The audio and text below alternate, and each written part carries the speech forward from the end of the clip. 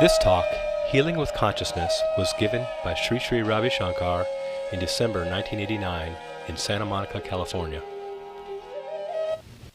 Om Namo Pranavarthaya Shuddha Jnanaekamurtaye Nirmalaya Prashantaya Dakshinamurtaye.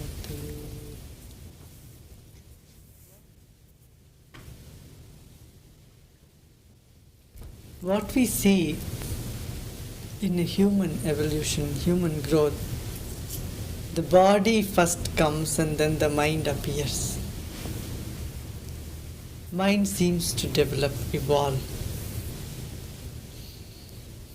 It's a simultaneous process that is happening.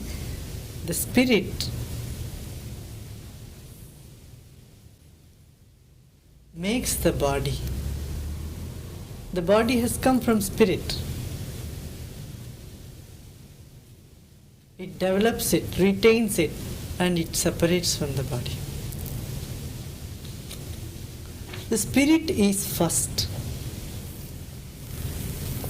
The being is first, life. That life force in us makes the whole function happen in our body. It pumps the blood, makes the brain function, keeps the cells alive. So much activity in this physical body system is run by the life energy. Life energy has enormous potentiality, infinite potentiality to control and effect the changes in the body. Consciousness has got enormous potentiality to effect changes in the body. It is the consciousness, the mind, which feels the sensation, pleasure or pain. Now it is the mind that looks through the eyes and perceives the object in the world. It's the mind, the spirit, that hears through the ears and perceives the sound. It's the mind which smells through the nose. The rapport between you and the world is your mind, is your spirit, isn't it? In sleep, the mind is not with the world, it is with itself. It recoups.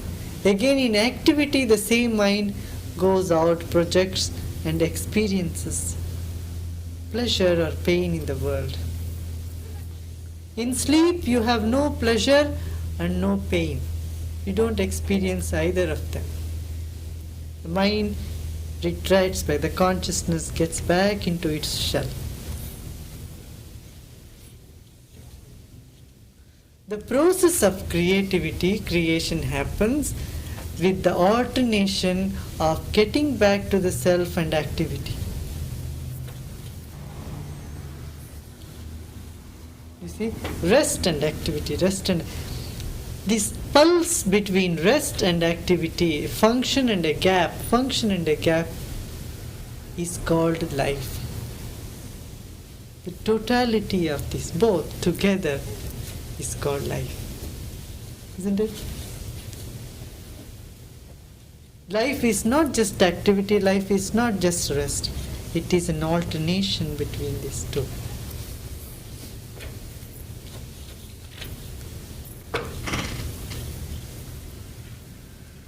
Life has a very unique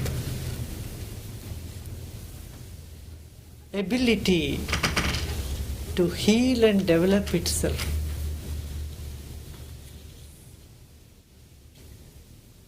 It is amazing the potentiality that the consciousness has. That consciousness which has so much power to keep the orderliness in creation. That consciousness which knows where up to how much height I should go as a stem here and then become a flower there. That intelligence which has this ability to be green there and to be red, yellow there. Do you see that? One seed sprouts, and the seed has the whole structure of how it develops. Which should be hard, which is soft, and what should be the inside. This entire structure of this flower, this stem, is present in one seed. In the same way, every DNA, every cell of our body contains the whole program of our being. Now, effecting the change at the level of the seed can affect the change in the whole stem, the whole flower, the entirety of the plant. So, affecting the change at the level of our being, the very core of our consciousness. That means what? We have to get back to the source, the sap. We have to get back to the seed. That is our consciousness. Mind. And from there it has infinite potentiality to control the body, its resistance,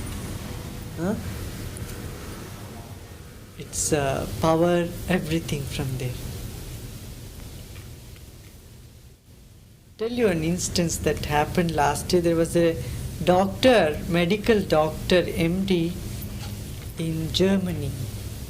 She had the most fast spreading cancer, type of cancer.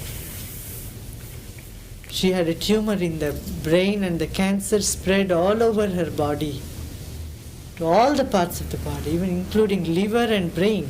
And doctor said she will not live for more than 3 months.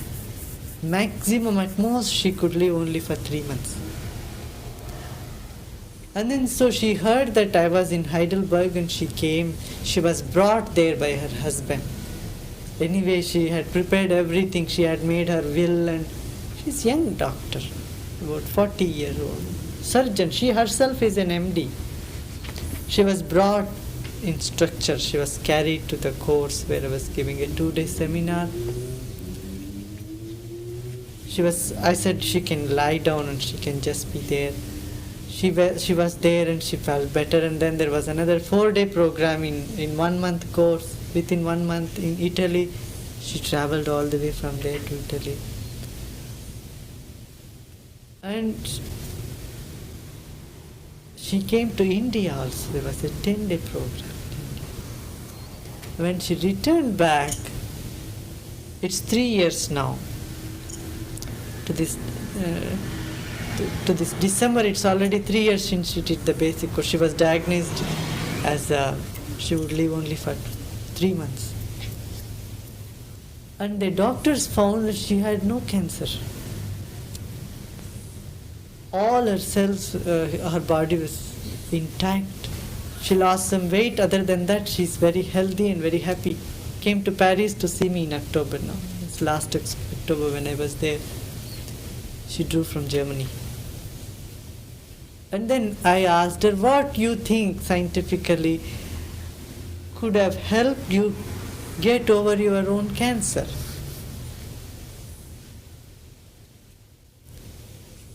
She says the possibility of understanding this would be like this, that each cell is surrounded by a layer of consciousness, a cloud of energy.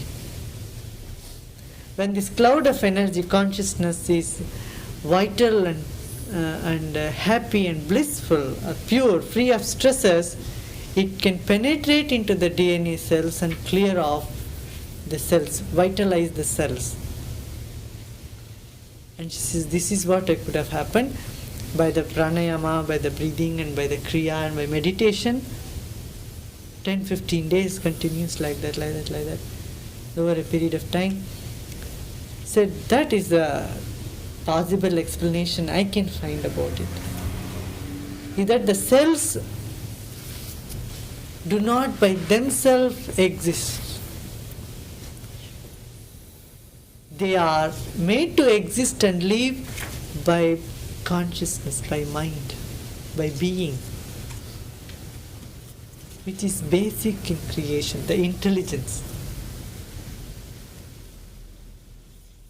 There have been several such cases where I have seen that the Kriya or the practice of deep meditation has helped one to get over the problems. The last year when I was there, I was talking to one doctor here in LA, and he said, oxygen, more supply of oxygen can destroy the virus in the system.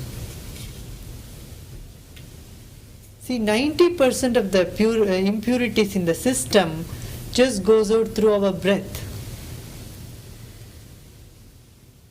And we use only 30% of our lung capacity. So doing meditation breathing with the grace of divine being, with the grace of the divine energy, the mind energy, can eliminate the cause of disease, the root of disease. Health can be regained by attending to the source of mind or consciousness. Because the pure consciousness is pure love. It's full of love.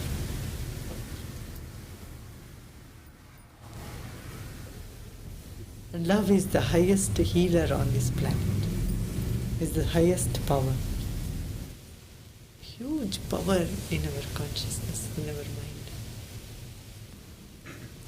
So this technique, one of the technique that I advocate and teach everywhere is the Sudarshan Kriya. Sudarshan means the right vision of who I am. So in 1 hour's time, in the very first Kriya, you see how the energy, mind and oxygen, everything penetrates deep into every cell of your body and it cleanses you very deep. Every cell of your body is cleaned, energized, more oxidized. See, the pituitary glands in you and the hypothalamus gland, which is the seat of your consciousness, mind. Pituitary gland is that which is here. It's called in Sanskrit the Agya Chakra. The center for ordering, for center of which carries out the order throughout the body. Thousands of years ago, people had written about this. Know nothing about pituitary glands, but they said here is a center, just a little focus there can affect the whole nervous system in a very positive way. And the hypothalamus gland, even today scientists, they don't know what is the real function of this hypothalamus, how it functions. But it is connected with pituitary gland and all the glands, ductless glands in the body, which controls the entire behavioral pattern of the body.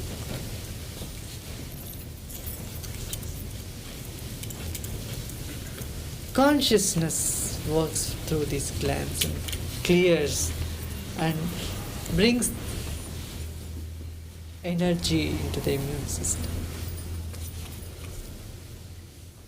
strengthens one's immune system.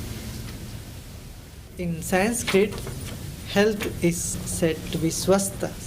Swastha means, the health means stabilized in oneself. Health means centered. The very word indicates if your mind is focused, centered, free of disturbances, really centered, very solid. That is health. It creates health in the system, creates the body. Now, many times we have the idea of having positive thoughts, making our thoughts positive. This will not be 100% effective. It has some positive effect on you, but not total. You know why? Your conscious thinking mind is only 1/10 of your total consciousness. And many times the positive thoughts you force on your mind, somewhere it pushes the negative thoughts deep inside. You see that? I often say the cause of depression in the world is positive thinking. You think positive, but deep inside you believe that there is a negative. The more you try to force the positive thought, the negative thought goes deep somewhere in. Now, how a negative thought arises, attend to the source of negative thought. Negative thought comes because of due to tension, stress. Stress and tension. Violence comes because of stress and tension. Anger comes because of stress and tension. Dejection comes because of stress and tension. A relaxed, happy person will not get negative thoughts. You see? More miserable one is negative thoughts come.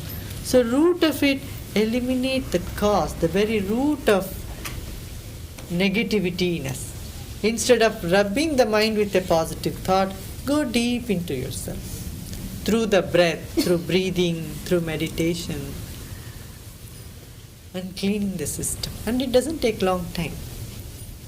Especially with the Kriya, it's so immediate. Just 2 days of practice, 1 hour each day, cleans the body so much. Makes you feel so light. I told you about the cancer, the lady who had a cancer, the medical doctor. Doctors could not believe this thing could happen to. Brains were infected and brain tumor and infected all over the body. Kidney, liver, all vital organs. She is very fine now. The way life has formed is very secret. Nobody knows. Creation takes place in darkness and it dissolves into darkness. And the whole maintenance of creation is also in darkness. That also nobody knows. How these particular cells in eyes only can observe light. Why not the cells in the head? Why not the cells in the ears? Nobody knows. Particular cells in the ears can only observe the sound. This creation is full of secrets. And it has great secret. It's infinite secret. Science gives you a false idea that it knows. See that? I'm not against science. I'm not at all against science.